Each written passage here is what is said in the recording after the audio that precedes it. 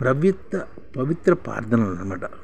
పవిత్ర ప్రార్థనలు విశ్వవ్యాప్తంగా క్రైస్తవ విశ్వాసులు భక్తి శ్రద్ధలతో ఉపవాస ధ్యానంలో ఆచరించే తపస్సు కాలాన్ని లెంట్ కాలం ఉంటుందన్నమాట. అంటే పవిత్ర ప్రార్థనలనే లెంట్ కాలం ఉంటారన్నమాట. అంటే ప్రపంచవ్యాప్తంగా క్రైస్తవులు భక్తి విశ్వాస ఉపవాస ధ్యానంలో ఆచరించే తపస్సు కాలాన్ని లెంట్ అంటారన్నమాట. లెంట్ అనే లాటిన్ పదకు చిగురించడం అని అర్థం అనమాట. ఇది బుధవారంతో ప్రారంభమవుతుంది. అందుచేత దీన్ని భస్మ బుధవారం లేదా బూడిద బుధవారం అంటారన్నమాట. భస్మ బుధవారం అన్నమాట దీన్ని అంటారు, లేదా బూడిద బుధవారం అంటారన్నమాట. లెంట్ మొత్తం 40 రోజులు సాగుతుంది అన్నమాట. అంటే ఇది లెంటు ఈ ఉపవాస ప్రార్థనలు 40 రోజులు సాగుతాయి అన్నమాట. లాటిన్ భాషలో క్వాడ్రగేసిమా అనే మాటకు 40 అనే అర్థం అన్నమాట. లాటిన్ భాషలో క్వాడ్రగేసిమా అనే మాటకి 40 రోజులు అనమాట. బైబిల్ 40 దినాల ఉపవాసానికి ఉదాహరణగా మోషే 40 దినాలు ఉపవసించి ప్రార్థన చేశారన్నమాట. ఏలియా ప్రవక్త 40 రోజులు ఉపవసించి ప్రార్థన చేశారన్నమాట. అలాగే యోసే 40 దినాలు ఉపవాసం చేసి ప్రార్థన చేశాడు. అలాగే ఏలియా ప్రవక్త కూడా 40 రోజులు ఉపవసించి ప్రార్థించారన్నమాట. నోవా జలప్రలయం 40 దినాలు జరిగింది. నోవాలో జలప్రలయం 40 దినాలు జరిగిందనమాట. ఇజ్రాయెల్ ఐగుప్తు నుండి కానాసుకు 40 సంవత్సరాలు పయనించారన్నమాట. అలాగే 40 ఇజ్రాయేలీలు ఐగుప్తు నుంచి కానానుకు 40 సంవత్సరాలు ప్రయాణించారన్నమాట. యేసు పరిచయం ఉపక్రమించే సమయం 40 దినాలు ఉపవసించి ప్రార్థించారన్నమాట.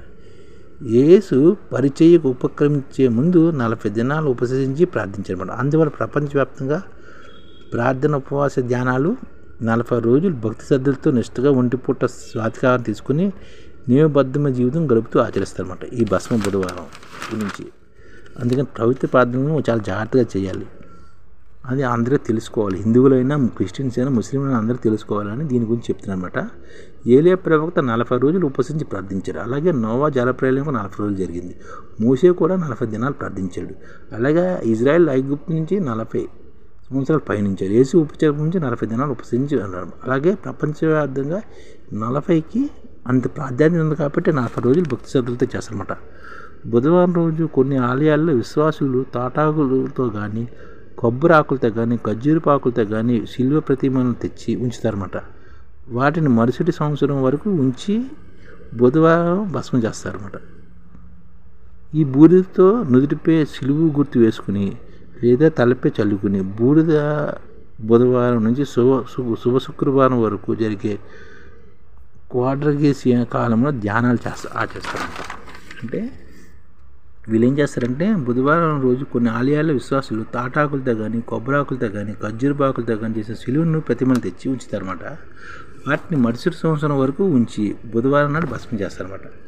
ఆ బూడిదతో నుదుటిపై సిలువ గుర్తు వేసుకుని లేదా తలపై చల్లుకుని బూడిద బుధవారం నుంచి శుభ శుక్రవారం వరకు జరిగే క్వాడ్రేసియా కాలంలో ధ్యానాలను ఆచరిస్తామన్నమాట.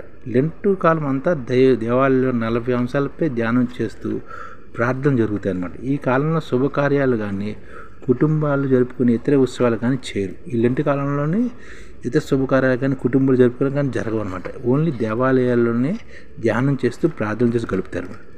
భస్మ బుధవారం నుంచి శుభ శుక్రవారం వరకు వచ్చే 40 దినాలు శ్రమల కాలంగా పరిగణించి ప్రక్షాళన కోసం పవిత్రపరుచుకునే సంప్రదాయాన్ని ప్రపంచవ్యాప్తంగా క్రైస్తవ సమాజం ఆచరిస్తుందన్నమాట.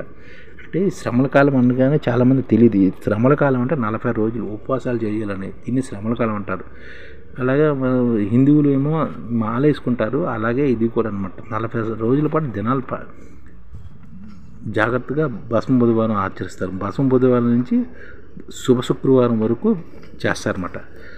ఈ శుభ శుక్రవారం అనంతరం వచ్చే శనివారాన్ని లాజరస్ సాటర్డే కూడా అంటారన్నమాట. ఈ క్రైస్తవ సమాజం శుభ శుక్రవారం వస్తుంది కదా, శుభ శుక్రవారం నుంచి తర్వాత వచ్చే శనివారాన్ని లాజరస్ సాటర్డే అంటారన్నమాట.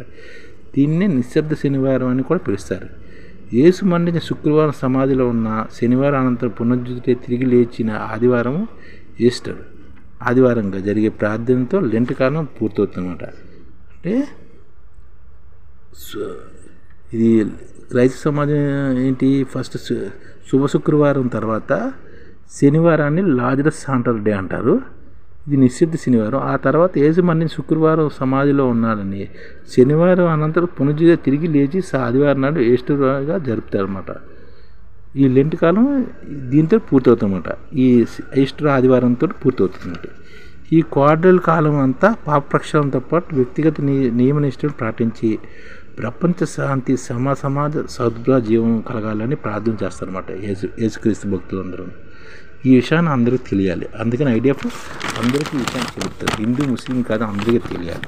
ప్రపంచవ్యాప్తంగా అందరికీ తెలియాలి. ఈ ఛానల్ ముఖ్య ఉద్దేశం ఏంటంటే, మన తెలుగు రాష్ట్రాల్లో 1 కోటి మందికి సంఘటిత రంగాల్లో ఏ విధంగా ఉద్యోగాలు ఇవ్వవచ్చు, కనీస నెల జీతం 30,000 వరకు ఏ విధంగా ఇవ్వవచ్చు, ఏ విధంగా చేస్తే ఉద్యోగాలు సృష్టించబడతాయో వివరిస్తూ ఈ ఛానల్ వీడియోలు వస్తాయి. అలాంటి వీడియోలు మీకు కావాలంటే మన ఐడిఎఫ్ భాస్కర్ ఛానల్ని సబ్స్క్రైబ్ చేసుకోండి. ఐడిఎఫ్ అంటే ఇండియన్ డెవలప్మెంట్ ఫోర్స్. ఈ వీడియోలు చూసిన తర్వాత మీకు నచ్చితే లైక్ చేయండి, మీ ఫ్యామిలీ మెంబర్స్కి షేర్ చేయండి, మరియు మీ ఫ్రెండ్స్కి షేర్ చేయండి. Thank you. నమస్కారం.